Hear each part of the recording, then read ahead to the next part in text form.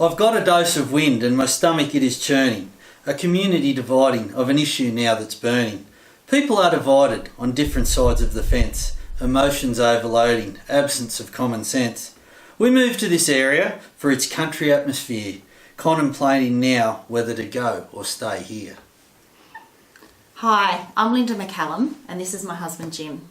We moved to this area, the beautiful Walker area, about 18 months ago, and mainly for the beautiful serene lifestyle, the production of the agricultural land, but also just the natural beauty and the beautiful atmosphere that's here. And it was for health reasons, but also to bring our family to this area, a change in lifestyle. We don't regret it at all, do we, Jim? No, we absolutely love the area. We came from an area in the Upper Hunter, in the Scone area, and we moved to this beautiful climate, as Lynda said, for its obvious natural qualities, and we're very concerned now about that could be compromised. There's an element of what's going on that feels for us like there's a tiny piece of our history repeating itself. So Jim was a stock and station agent in the Upper Hunter, and your father has had an agency there for how many years, Jim? It was just slightly over 50 years when we left, so we've had an involvement in a stock and station agent business for, now 52 years. And the Upper Hunter in that time went from being prime agricultural land to now quite industrialised with a lot of open cut mining. The open cut mining totally changed the nature of the community, not only in a physical sense, but also in that cultural sense within the community, and that was definitely a reason we moved here. So there are many elements that we could talk about today that are concerning us with this proposal. But today, for us, the thing that we're feeling at the moment is the change of a community's culture. So when we moved to Walker, what we loved about it was an agricultural community fueled by agricultural enterprise. 100%, and to go into the town, you felt so safe, we didn't know everyone, but everyone always had a smile on their face, said g'day. It was so refreshing for us coming from a community where people were working night shifts and there was a high turnover of people from different areas that you didn't know. People didn't look you in the eye. Up here it just felt so welcoming and so beautiful, I suppose. Yeah, and other things that we've noticed, when someone comes to your community that has no vested interest in the culture of that community, without a doubt, the culture changes. Yeah, the people that are going to come here, it's short term, it's a job, and look, that feels like progress, but you come to an area with no interest in it, you know in 6 months' time you're not going to be here. And some issues that we'll see things like crime rates increase. We'll see things like a greater demand on the medical system.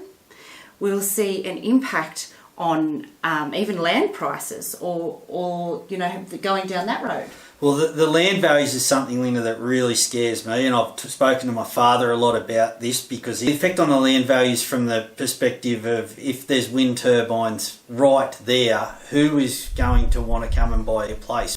A bank will probably say to you that it will have no effect, but in reality, in the coal mining industry, it was the people who sat on the edge of it, who the mine wasn't coming to their places. It destroyed them. It really affected their values. It affected their ability to be able to sell it, because no one wanted to come and live next door to an open cut coal mine, which I think is very similar here. No one is going to want to come and live next door to 30 wind turbines. A beautiful thing we see in the Walker area is the tourism. So many people coming through this region, especially on weekends. It is such a beautiful place to live and such a beautiful place to visit. With ecotourism, with the gorges, with the falls, and with agriculture in general, the trout fishing, it will definitely be impacted. Oh, hugely.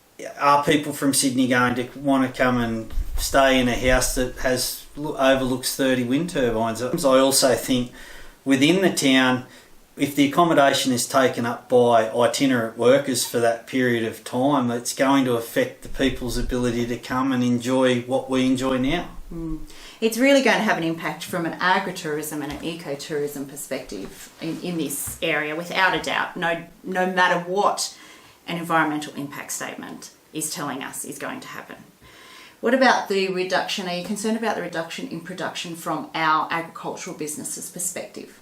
Well, and that is a question that I think can be answered on so many levels. I mean, there's talks of reduced conception rates.